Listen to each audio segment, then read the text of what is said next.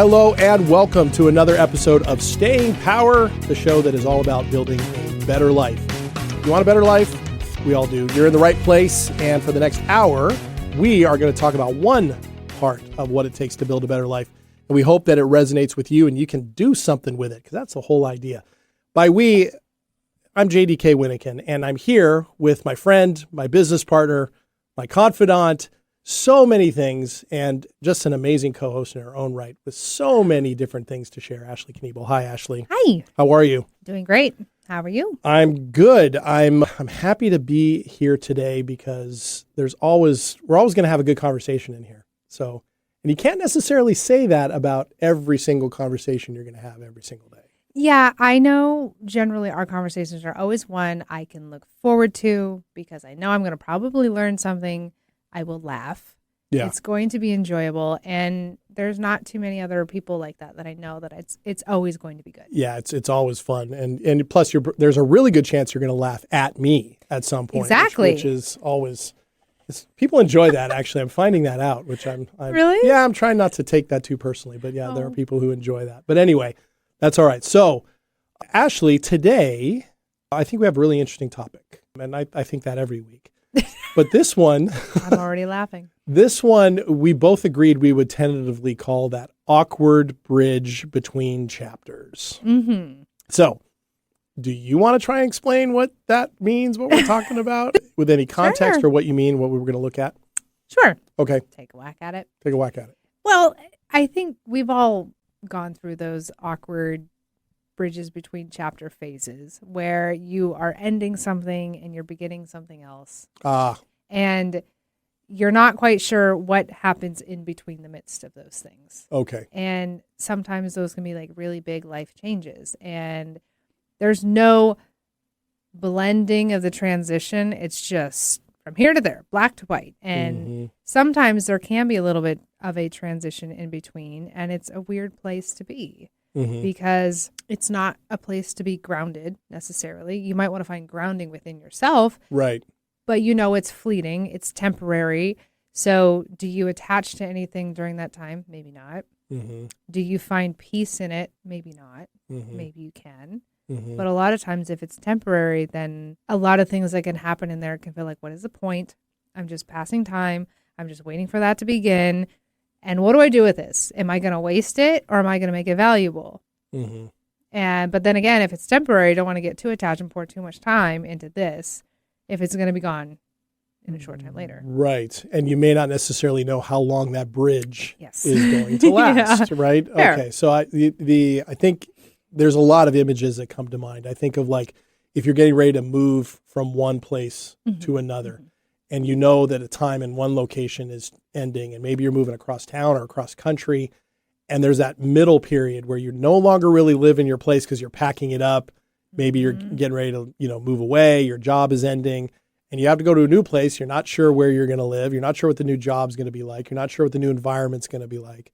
And what does that transition look like? And when do you really get settled in the new place? When do you start unpacking boxes? Right. Right. So, but we could be talking about the end of a relationship, right? And something like that. Or maybe a change in career or just noticing, we've talked on the show before about where you have friendships that change, right?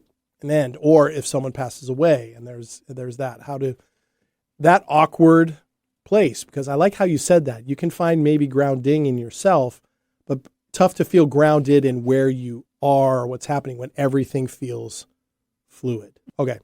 And by your suggestion, it's not a comfortable space to be, generally speaking. Right. Yeah. Right. And of course, what this show is all about is, in a lot of ways, learning how to become more comfortable with discomfort, recognizing it as a regular, normal part of life that actually can be instructive because, like everything else, it seems like those are when we really learn the most things. Right? If we weren't having struggles, I'm not sure how much we learn. Anyway, does that sound about right? Sounds good. Okay. To me. Was there something specific where this came up? An example? Have you been facing this recently anywhere? Or? Oh, sure. I have recently had a couple of relationships that were friends and transitioned solely to just like professional relationships, and that was kind of a strange period of time. There have been moments recently where I think at one point on this show, we talked about how I was starting to work with a coach in a business environment, and has been great. And it's kind of at the point where I feel like it might have run its course, but it's not over. So it's a little bit in that strange limbo of like, did we accomplish everything of the point of why we hired the coach? Mm-hmm. Do I still need to utilize them? Is there more I can glean from them? Or are we just now like running out the clock on it? And what do we do with that time? Yeah. Because it's paid time. I don't want to waste their time. They don't want to waste my time. We're not just showing up to be like, okay, hi, check in. We did it. We're here. Yeah. We want to make it worthwhile. Mm-hmm. But at the same time, we kind of feel like we've totally squeezed the lemon and there's nothing left in it. Got it. So Got what it. do you do with that? So yeah, that sounds tough, because after a while that can actually, the fear would be that can have diminishing returns, right? You don't want that to rub everybody the wrong way, or just have, things get tuned out or you lose momentum. Yeah, that makes sense. Yeah.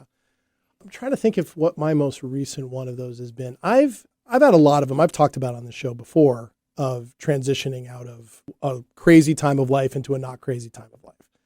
But these seem to happen to me a lot. These and they're what anthropologists call liminal spaces, right? And you're going to laugh because I'm going to talk about the brain again. But these liminal spaces are things that produce anxiety in the brain, because as we've talked about before, the brain wants predictability. Brain doesn't like uncertainty. So when we have fears about what a new relationship might be bringing to the table and we're not sure what they're thinking, we start making up stories that can either help us feel better or are feeding our worst, attachment style challenges or whatever the case may be. But these liminal spaces we don't like because they're stressful. And we don't want them. And like you suggested, they are open-ended. And so the first thing here is to recognize that the craving to not have them is normal. Oh, good. Yeah. We were all worried. Yeah, well, because ambiguity, like of the kind you're talking about, again, activates the part of the brain, the amygdala, that is all about looking for safety, looking for threat, wanting to feel better, right? And wanting clarity.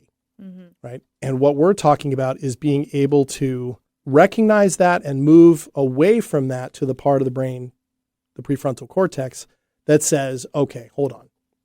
There's some things we can follow here, or there's some things that I can soothe myself in this. I can feel better about all of this. Right. So, it also challenges narrative identity, right?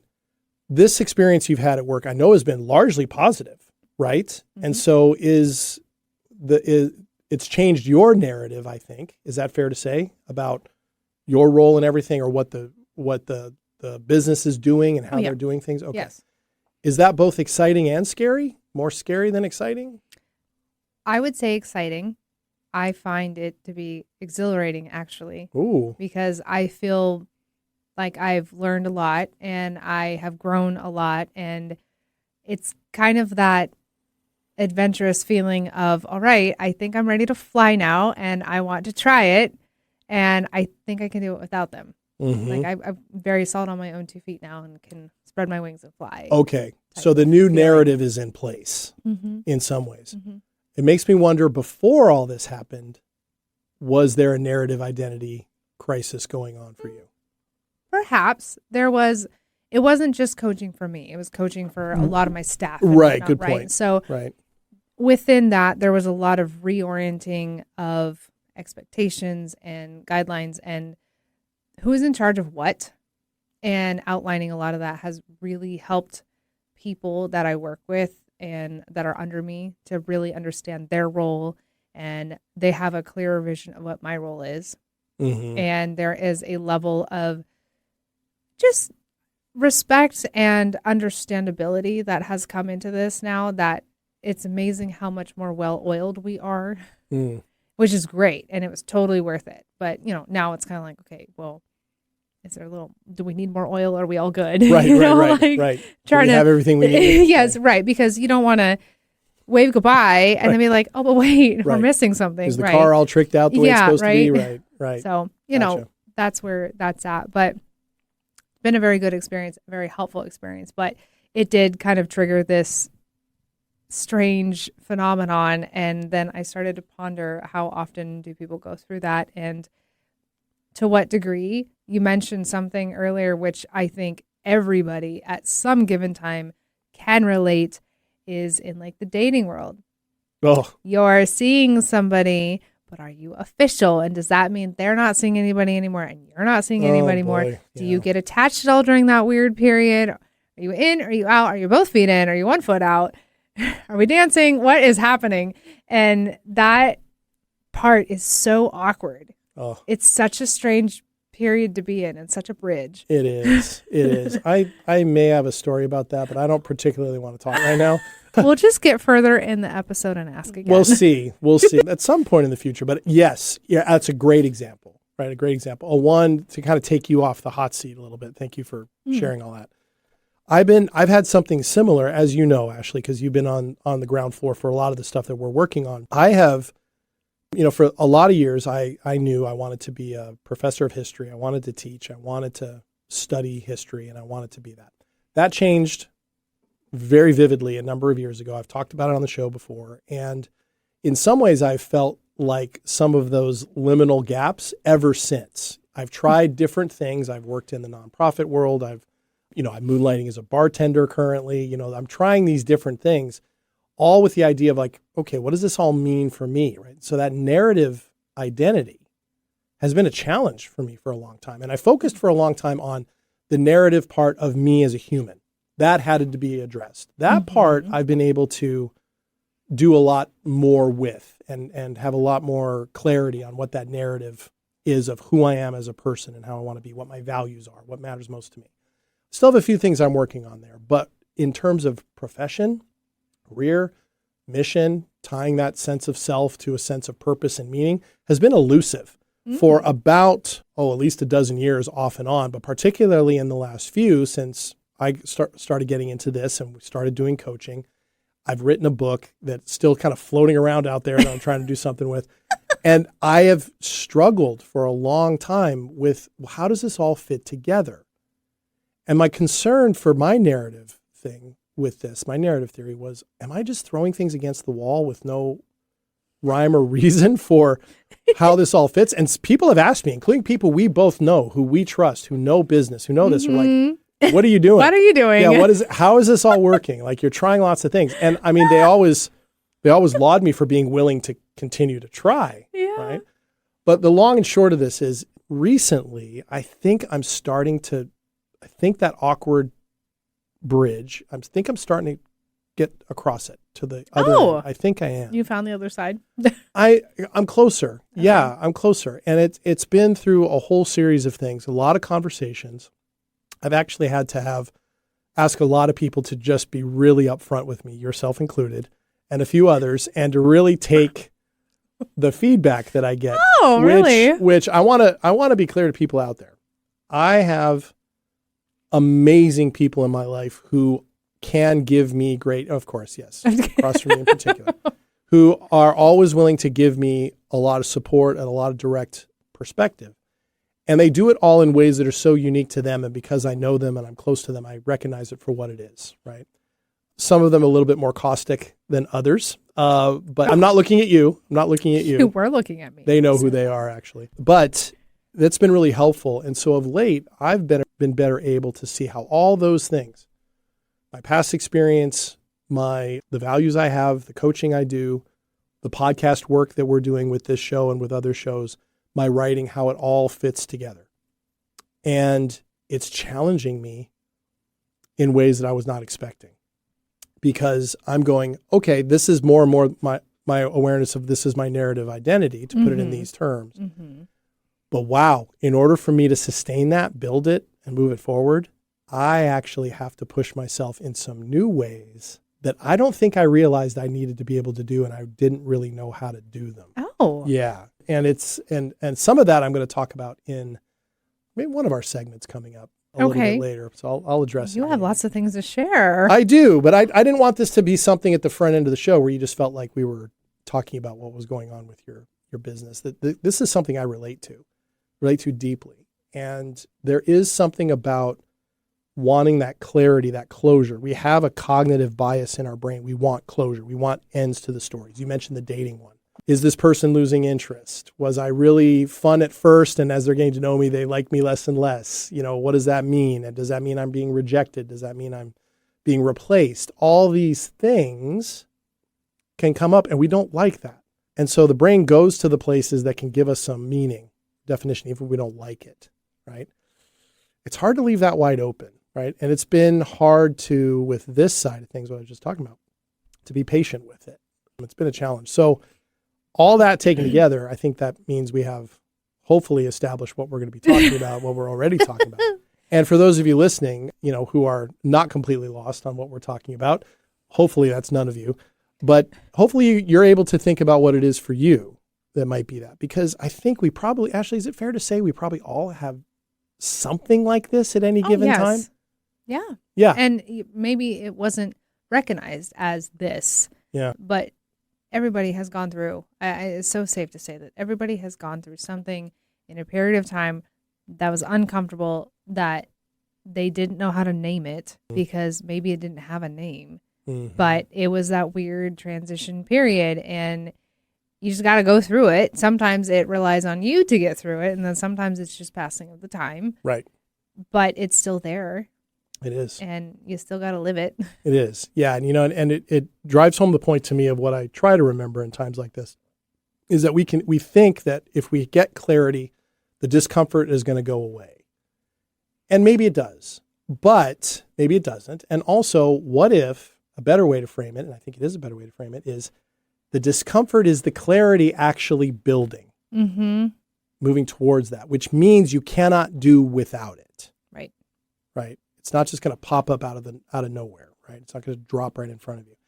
And of course, we also know from history, from psychology, from all these things that big transitions, personally, culturally, historically, are really where the big transformations happen, where we take big leaps forward. And it feels like that's what you're excited about in your practice, and it's what I'm excited about in all the things I'm doing. And it also brings I feel like I got to take a deep breath, like I'm about to jump off a diving board or something. Oh. Like that. Yeah, it's interesting. Okay. All right, Ashley, we're underway. We're rolling. And for all of you, we're glad you're along for the ride. We are going to go ahead and take a break here on Staying Power. When we come back, we'll continue with this. And also in our next segment, we will have our weekly feature, which we'll tell you a little bit more about that on the other side. So make sure you come back here on Staying Power. See you in a minute.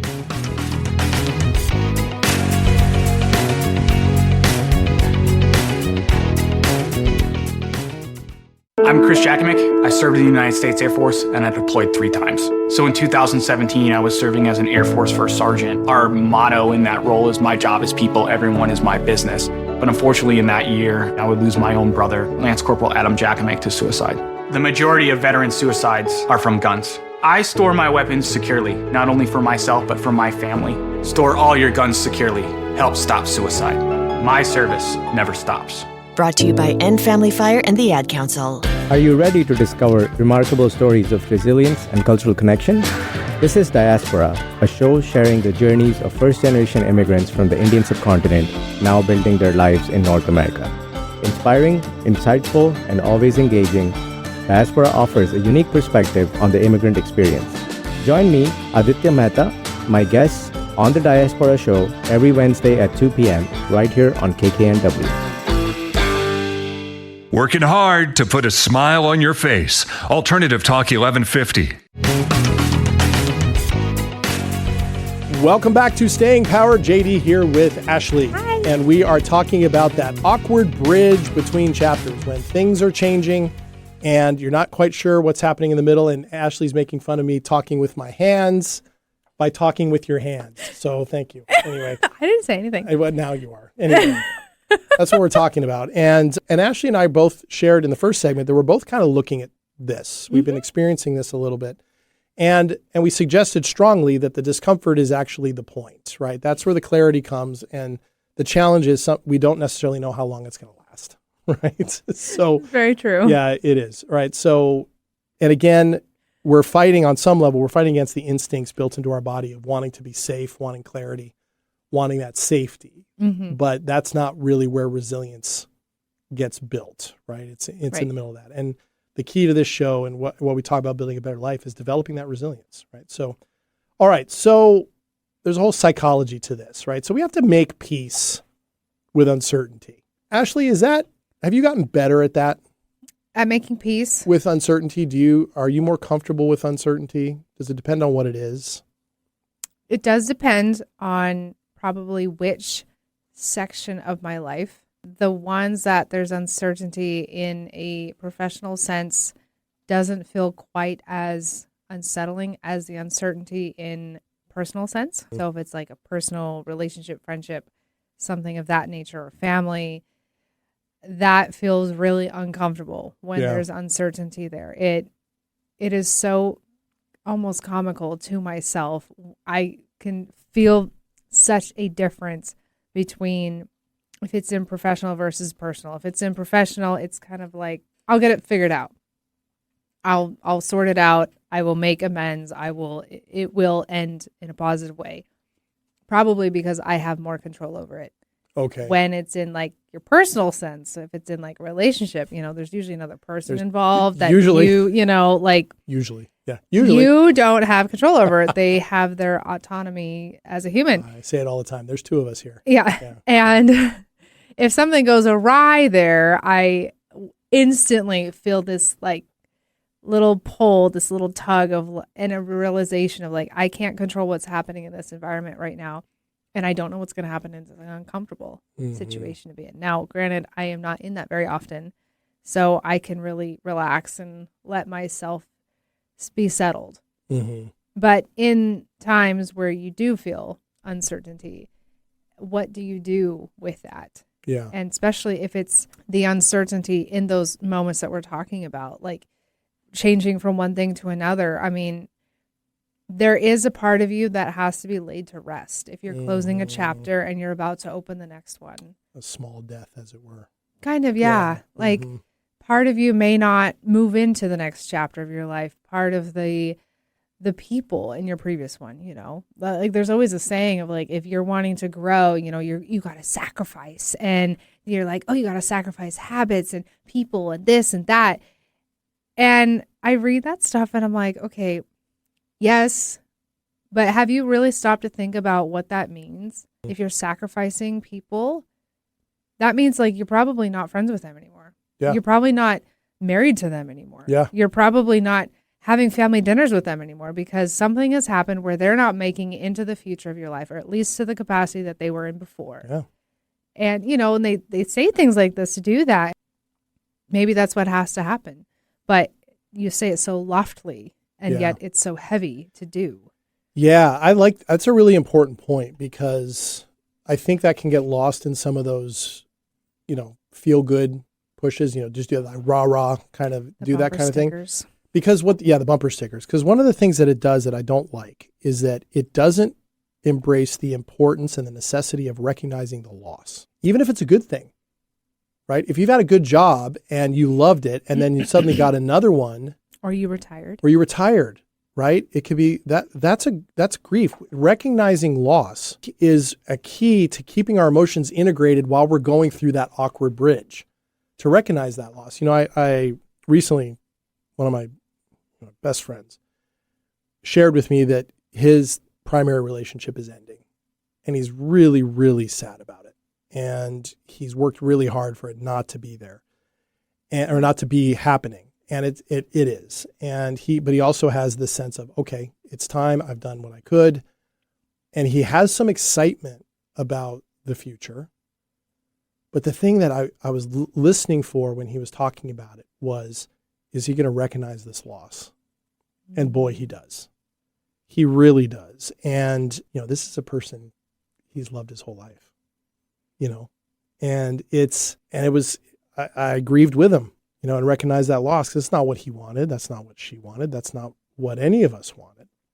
And yet the fact that he can recognize that told me, and I shared with him, this means, you're not just treating this cavalierly. You're not just hitting the eject button and running away. You understand what this is. And you know that you're about to walk onto this bridge where you can't necessarily see the other side of what it means. And so, and it's so important too, to acknowledge the endings, right? in the case of what we talked about in the first segment, we're not really grieving, right? You're excited that things have, moved beyond that point. For me, I'm feeling more relief than anything else. Like, okay, finally, right? I feel like I got some clarity on what it is the hell I'm doing here, right? That part. But on these things we're talking about, that transitional grief, because if we don't acknowledge those endings, it increases our anxiety and depressive rumination, thinking back, reflecting, all those kinds of things. And it also then prevents us from allowing what I do think also is a positive side of this, not to make it so gloom all the time. On that bridge is where creativity comes, because we can actually create what's coming next. It's not a bridge between a static existence on one hand and a new static over there that you actually have to discover and walk across to. You actually have to build it. And that creativity is so important, but you can't tap into that if you aren't acknowledging what you're leaving behind. Sure. Well, and you have to understand and embrace the opportunity of what's coming. And that opportunity doesn't always mean it's positive. No. There could be challenges in there, There could. But all of that is in the name of hopefully growth and forward motion for what you're trying to do in your life. Yeah, absolutely. And I think that creative space, or it's what Gestalt therapy calls the fertile void concept. It's this fertile void, like where you're in this void, you're on this bridge of not the old way and not the new way. Here's the creativity piece. You have this void in the middle where it's actually fertile soil for you to grow something new.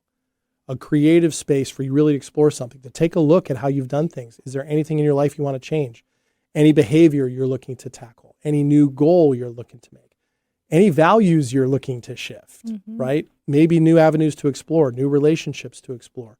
That is important, right, in that. Because what that then does is it activates the part of the brain that gets it away from safety all the time and gets it towards possibility and problem solving. How would I do that? If I want to create this new career, what are the steps I need to take? You might be nervous about it, but if you've acknowledged that you're nervous about it and you have grief from what you're leaving behind, you might actually be able to think more clearly on an emotional and an intellectual level about where you want to go next, right? And what that does in the brain is it provides both an adrenaline push, the positive chemical reactions in the brain, but then it also gives us the possibility of we can rest from this. We can leave the old part behind. We don't have to be at the new realization yet. This creative space in the middle can actually be a place of refuge and pause, like an oasis in the middle of a desert. You don't stay there, right? If you do stay there, okay, you'll have water, but you're at an oasis the entire time, right? The idea is to get from one point to the other across this desert without dying, right? Yeah, that would be a good goal to have. It would be a good goal. Well, and in this day and age, I feel like there's always this push to be in a hurry and to make transitions quickly, probably because they're uncomfortable. So the faster you can make it happen, the better off you will feel and more comfortable you are. But however, your brain is incredible and it can process things very, very fast. And it will be from here to there, to there, to there so quickly. And you need to give yourself time, your emotions time, your body time to catch up. And some people understand the concept and some people don't believe the concept, but that your body houses a lot of memory. It does. And emotions and imprints from things. Oh, yeah. And it really does live in you in places, and it can show up as illness if it's not handled and taken care of and addressed and processed, right? And there are times when you're going through transitions and you need to allow yourself time to process that and to move at a slow pace. And that might look like on the first day just in your thoughts acknowledging something and the next day verbally acknowledging it out loud to yourself. And then the next day taking one step of action towards your new chapter. Not these giant leaps and these huge forward motions, but small increasing movements of progression to allow yourself to catch up. Because if you're constantly, your brain is moving from thing to thing to thing and always to the next and the next and the next, your body's going to be so exhausted it will never get rest. That's true. And it's such a And if you put an artificial timeline on it, right? Like I got to be able to do this in 3 months or 6 months, or I want to be there. It's the other thing about, you're talking about the things on social media you see a lot at, telling you to do these things. You see all these advertisements for programs like, I built such and such coaching practice from $0 to $176,000 in 60 days. Here's how I did it. On Instagram. Right. Here's how I did it. Blah, blah, blah. First thing is, A, you didn't do it by yourself. B, you may not even be real anymore. This might just be AI generated, right? There's that. But then I always ask that question too. Where is the human being in all of this? Right?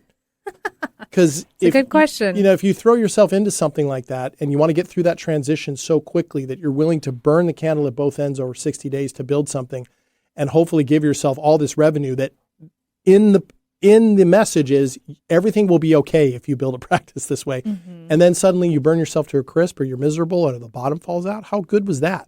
No matter what you did in 60 days. Mm-hmm.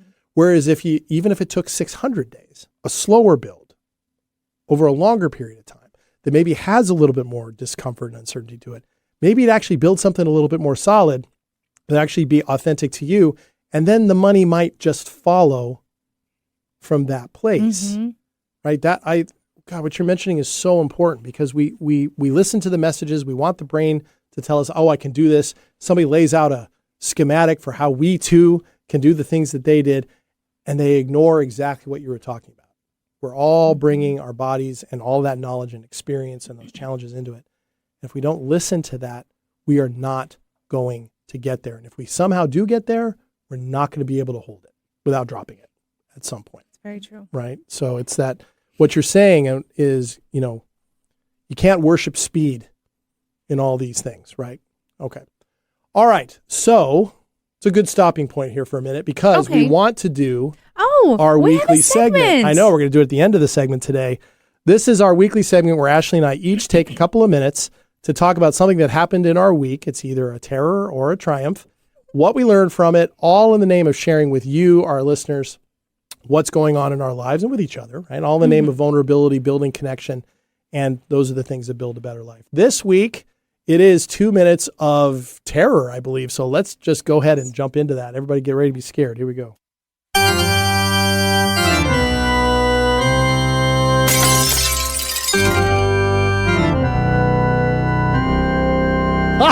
Oh, man. Oh, our engineer Nathan just threw an audible at us. Okay, that was nice. All right. Loved that. That's so fantastic. Yeah, that's the terror, something breaking. Something really expensive. Probably a mirror. 7 years of bad luck or whatever. All right. Okay, Ashley, as always, you're first. After that.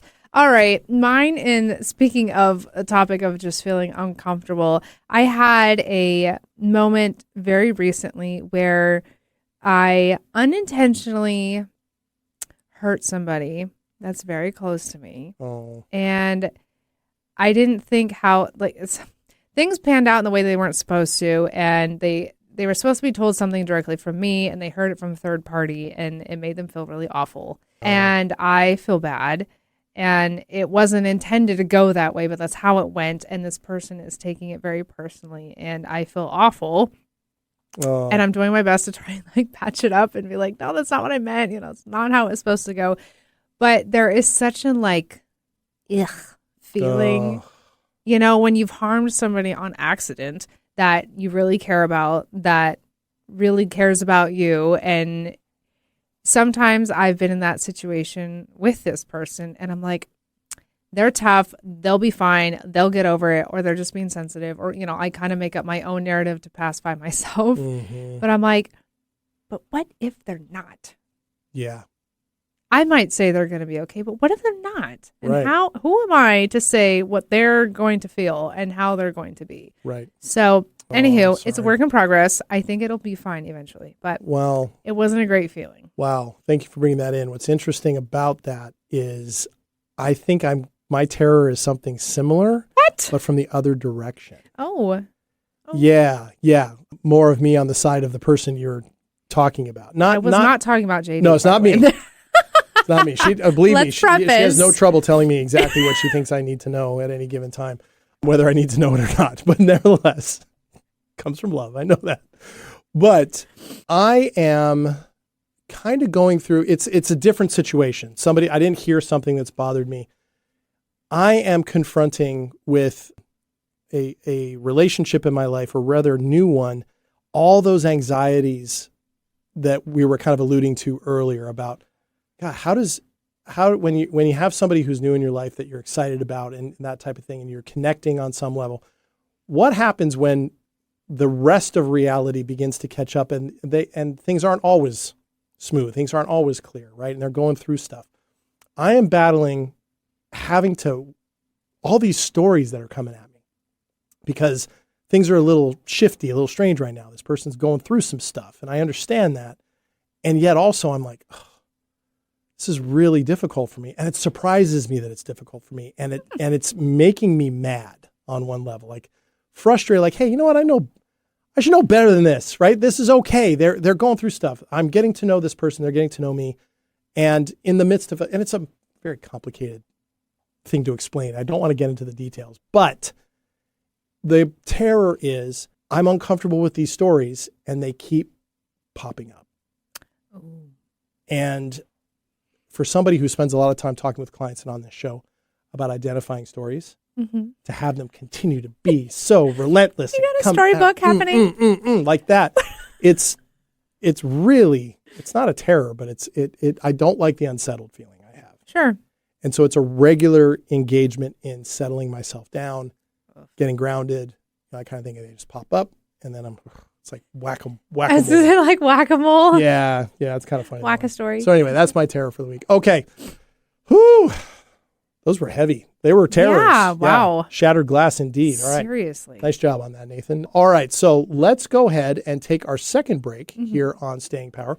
When we come back, as we always do on the back end of the show, we want to talk about things that we can do. Now that we've identified some of these things, laid them all out there, and we're all kind of wrestling with them in our own way, let's talk about the things we can do and what it means to be out on this bridge and be okay with it. We'll be back in just a moment. Let's go.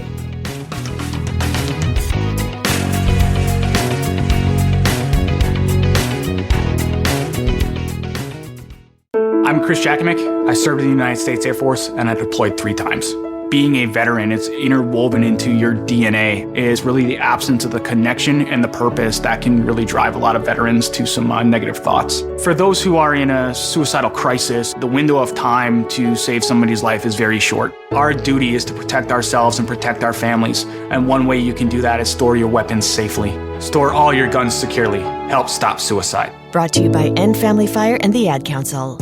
Hello, I'm Chris Erdman. Every Wednesday at 8 a.m. on KKNW, I sit down with inspiring entrepreneurs, creative minds, and game changers to uncover the real stories behind their business.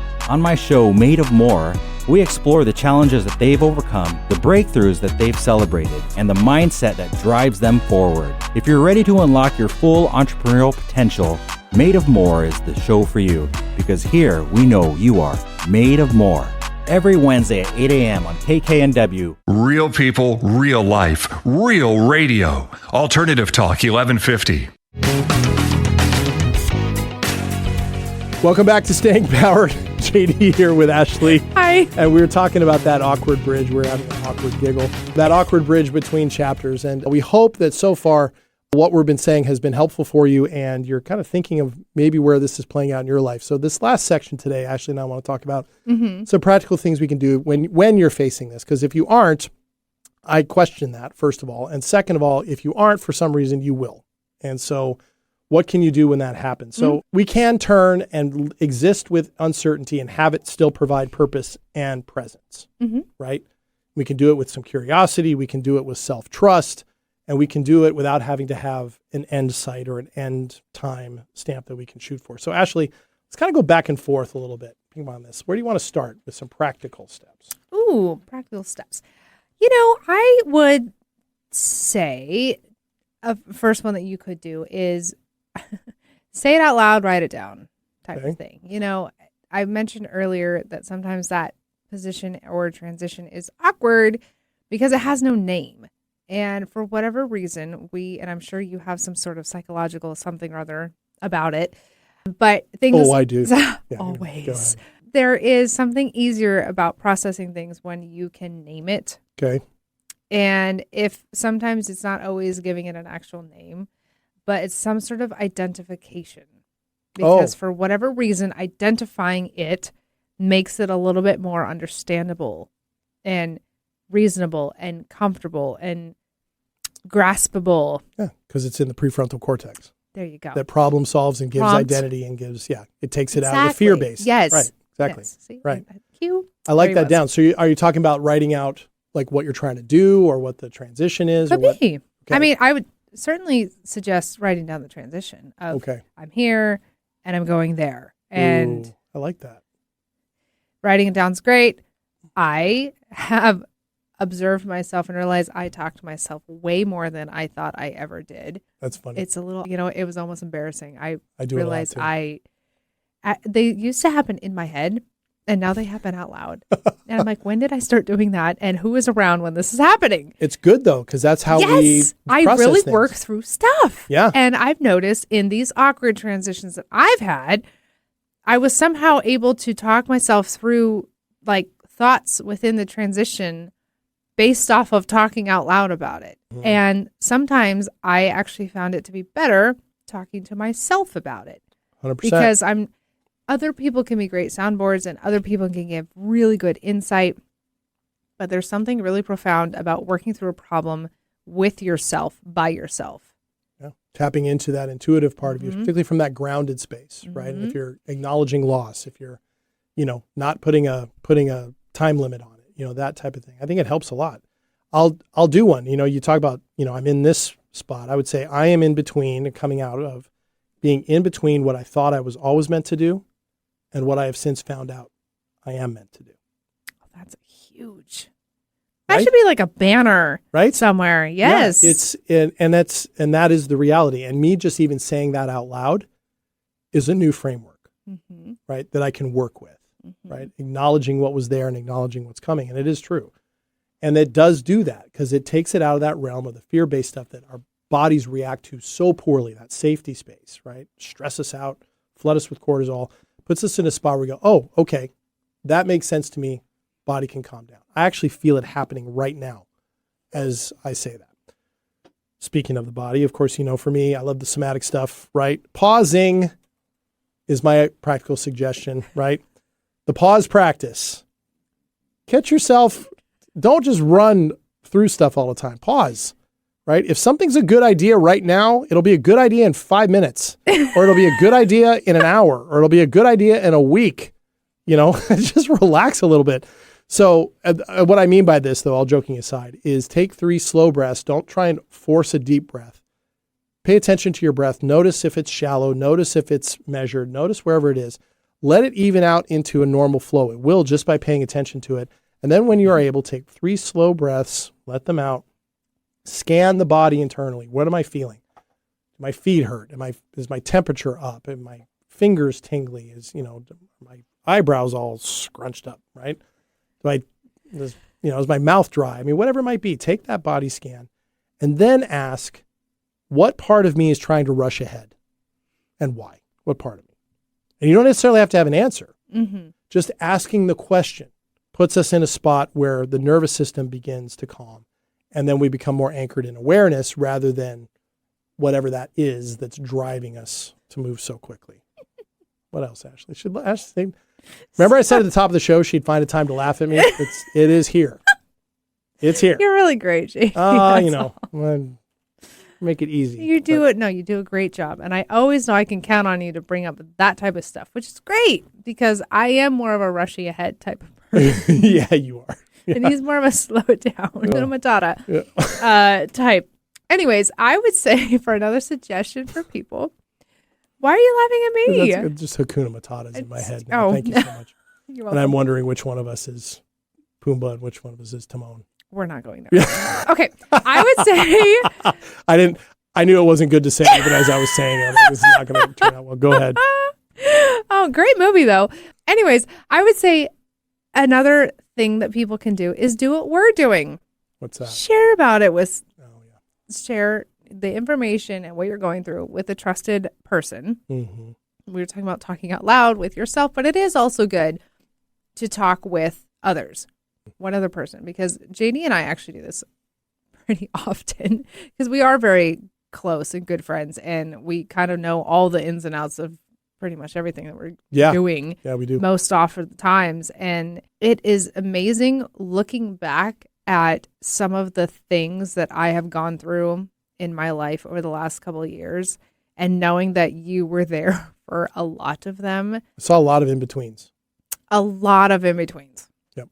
And good thing he was not judgmental, I don't think, at all, at least to my knowledge. Were, he probably you would never was. know. I'm just, He would not know. He's better than me at putting a filter on that.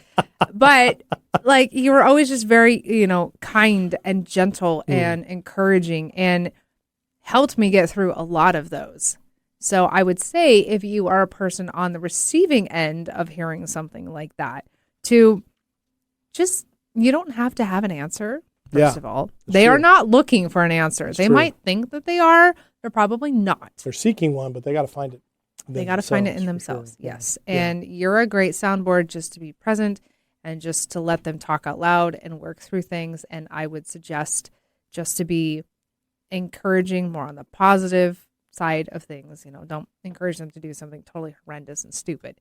Encourage them to kind of stay grounded and be mindful of things and their health and taking care of themselves while going through that. And not feel like they have to find an antidote to the discomfort, that it's okay to be in that spot. We talked on a number of episodes a while back about how it can just take one person in a 2-person conversation to open up space for somebody to feel okay and calm down and kind of settle and get out of the fight or flight or the freeze response and kind of settle into that.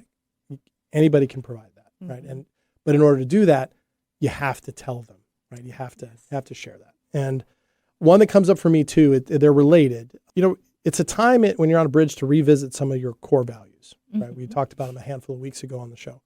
And we encouraged everybody in that episode, revisit them every 6 months just as a good practice, right? We take that quick test, for values and strengths and see what shifts around, right? If that seems too big, you can go a lot smaller than that, right? You can do, identifying micro purposes. One meaningful, I think you mentioned it earlier, one meaningful little action, right? In this transition, on this bridge. What would be a step forward on the bridge, right? What would be something that you're not feeling really great about where you're at, but you still need to cross this thing, right? Whether you like it or not. And what's a small step you can take that then you can then acknowledge to yourself, this is really good. And if you can then identify that with what value drove you to that, might help you see which values are most helpful in the midst of it. I've found that some of the values that I hold dearly, they're high up for me, love, kindness, that type of thing, have been helpful in all of this. But one that I've actually had to cultivate a little bit more, and I've been getting a lot of sort of messages from people and my own sensibility, is a little more fortitude on some things, right? Just sticking with something, being a little bit more conscious of just grinding a little bit more. And so I've been actively trying to do that. So every day I'm trying to find or do one of those things that is kind of a sign of that. There's some fortitude, right? There's a little bit more. So I think that's an important one. Anything else? Ooh, I would say in my theme of talking about it self and talking out loud about it to a trusted individual is to be mindful and observant of the type of words that you're using and how you frame things. Oh my gosh. We've talked a lot about framing and reframing and so on. It's really important because what you say in your mind and what you say out loud is shaping your reality. And if you use words like I'm stuck or this is going nowhere or, things like that, you will be always stuck and feeling like you're going nowhere. Or you could use the verbiage of like, this is uncomfortable because I'm transitioning into a new chapter and I am uncertain because of XYZ, but there might be opportunity in those areas. And I understand that I need to go through this. There's something in here I'm learning. There's something in here that's making me better. I don't know what it is yet. Maybe there's not actually something. Yeah. But there probably is. And it's just good to know that you're using language that will be supportive of you because we have a running monologue in our brains all day long. Yep. And it would be so interesting. Can you imagine if you could get a printout of your own thoughts, at the end of the day to read all what traveled through there and what you said to yourself, what you What thought you about other thought. people. Right. But, and it would probably be really insightful because it would tell you so much about what you think of yourself from a third party perspective. Right. Right. Exactly. I love that because if we can shape what is possible, if we're telling ourselves we're stuck, that if we keep doing that, that shapes what we consider as possible or what we need to do. It can actually send us astray. Whereas if you're talking about in transition, there's motion. I had an experience with this not too long ago with analogies. You know me, I love analogies, Yes. right? In the very thing I was talking about, trying to figure out this new, what I'm supposed to be doing, right? This new thing. I was talking with a friend of mine, coach. I mentioned him on here before, Sean Ferguson. I was telling him about, so often with this whole thing about how to do this and in what order. I feel like a shark coming up upon a school of fish. I'm hungry. I need to attack something. I need to eat it. But there's a million fish. And each one of these things that I think is I need to do that's important is one of these fish. And there's a million of them. And of course, the reason why fish swim in schools is to prevent predators from knowing where to attack them. Mm-hmm. And so I said, that's how I feel. And he goes, the problem with that, Sean said to me, the problem with that is that the only options are a reckless attack that may or may not do anything or giving up. He said, neither one of those is going to help you or help you feel better about what you're going to be doing. So can I reframe this for you that might maybe help you figure out what order in which to do things? And so instead, the analogy was, imagine you've been in a plane crash, you're the sole survivor, you've got injuries, you're in the middle of nowhere, and you can survive, but you've got to prioritize taking care of these injuries. Mm-hmm. So if the injuries or what you need to do is prioritizing how you need to get out of there to move, does that help you frame what each one of the things you're doing? The bartending, the writing, building the coaching practice, building the podcast empire, all those things. And you know what it did, Ashley? It did exactly that in literally 2 seconds. Where when I look at it that way, bang, bang, bang, bang, bang, bang, bang. That's what they all are. Oh, and now that means I need to put more energy here, not worry so much about this. Mm-hmm. And then later on, I can add in this part because I keep myself from bleeding to death. I get my legs moving so I can kind of walk.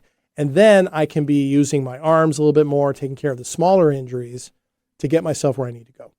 For whatever reason, that mattered. And so they're just the reframing. Because what he liked about that was like, I've already told you, you know how to get out of there. Mm-hmm. You just have to prioritize how you're going to treat your injuries. Oh, that's really interesting. Yep. That framework made all the difference, right? This just was a week or so ago. And it really made a huge difference where I went, all of a sudden, I didn't feel like the shark that either needed to attack something recklessly or just give up and stay hungry, right? So I love those. So that's my way of saying, yes, Ashley, you are right about that. So, all right. Wow. All right. Well, whew.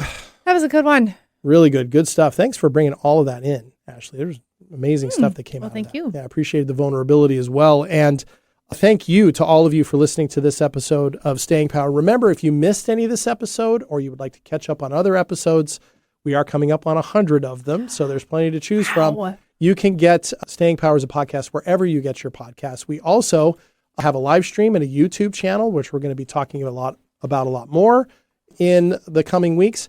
You can find us there. You can also find out more about us at our radio home, 1150 AM KKNW in Seattle. And at all those locations, you can find links to all the different ways you can communicate with Ashley and me. That's stayingpowershow@gmail.com. It's our social media feeds where you can direct message us. We'd love to hear from you, to get feedback on the show, get ideas for new things, answer any questions, whatever you might share, because we are looking to build a community of people looking to build better lives. And thank you so much for being a part of that this week. We will be back next week with another episode. I am JDK Winnikin. And I'm Ashley. And we will see you next week. Thanks very much. Bye.